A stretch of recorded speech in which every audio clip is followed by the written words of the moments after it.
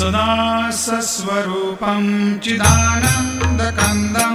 जगत्सम्भवस्थानसंहारहेतुं स्वभक्तेच्छयामानुषं दर्शयन्तं नमामीश्वरं सद्गुरुं साईनाथं भवद्वान्तविद्वांसमार्तण्डमीड्यं मनोवागतीतं मुनिर्ध्यानगम्यं जगद्व्यापकं निर्मलं निर्गुणत्वं